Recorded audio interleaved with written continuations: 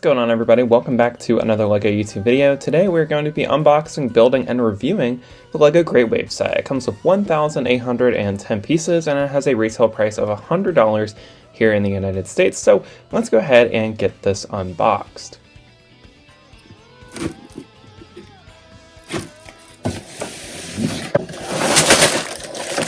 After opening up 2 of the boxes inside of this set, we do get 15 numbered bags, and what I really like about this set that sets it apart from the other LEGO art sets that are out right now, especially the Jim Lee Batman collection and the recently retired Star Wars The Sith art and the LEGO Marvel Iron Man art, is this is a 3-dimensional art piece and it has a lot of depth to it that the other LEGO art sets lack. What I also really like about this is my problem with the other art sets, especially the kind of more like pixel art ones where it's literally just like 4,000 of the same 1x1 stud, is the build is really annoying, but it's fun to display it.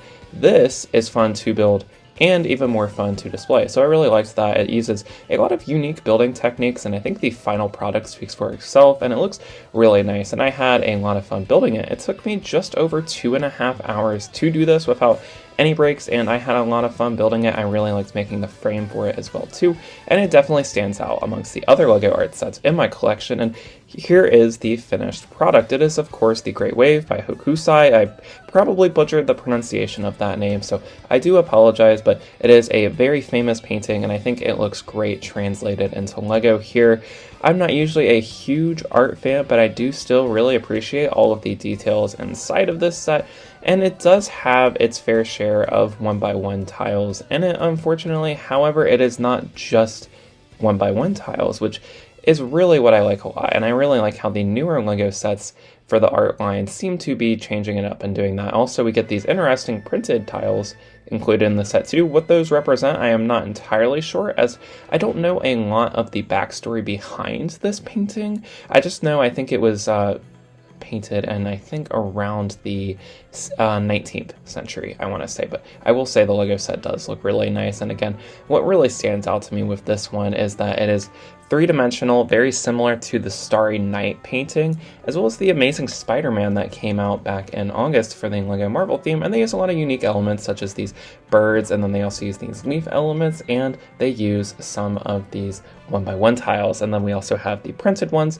that I showed off earlier, and then we also do have kind of every time a artist makes a painting, they always like to sign it, so we do have that in a printed piece, which looks really nice and it adds a lot to the set. And I think just looking at it from a distance, this looks really impressive, how all of the waves look so textured. It's a very impressive model to look at. I think it definitely stands out in my LEGO collection. It's unlike anything I've built in the past, and here is what the back of it looks like. So very cool how they use like actually different colored plates. Normally it's just a black plate for these art sets, and here it is hung up on my wall. I am very happy with it. I think it looks really nice. However, we are about to cover it up just ever so slightly with Ninjago City Markets, but I do think it'll still look really nice. I kind of wanted to just like have something in this little gap because there's such a height difference between the markets and the gardens, and I just had this like unnecessary empty space, so I wanted to fill it with this, and I think it does look good.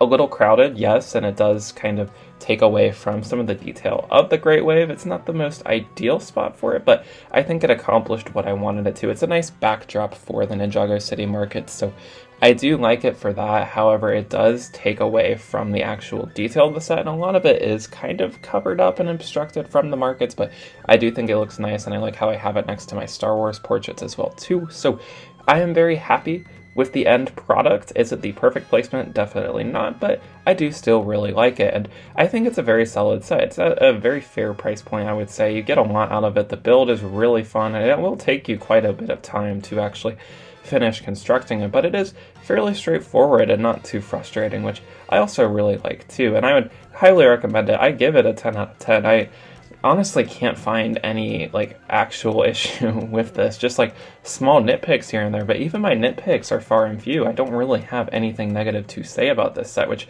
I feel like is very rare for me, because usually I'm able to find like one thing I dislike about a LEGO set, and if it were this, I would say it's probably placing all of those studs, but like it's an art set, so what can you expect, I guess. But that's all for today's video. Very, very short video, but I just thought I wanted to show my opinions on the LEGO Great Wave set. I did finally get it, and I think it looks great in the LEGO collection. So definitely let me know what you think of my placement of the Great Wave and what you think of the Great Wave down in the comments below. But that is all for today.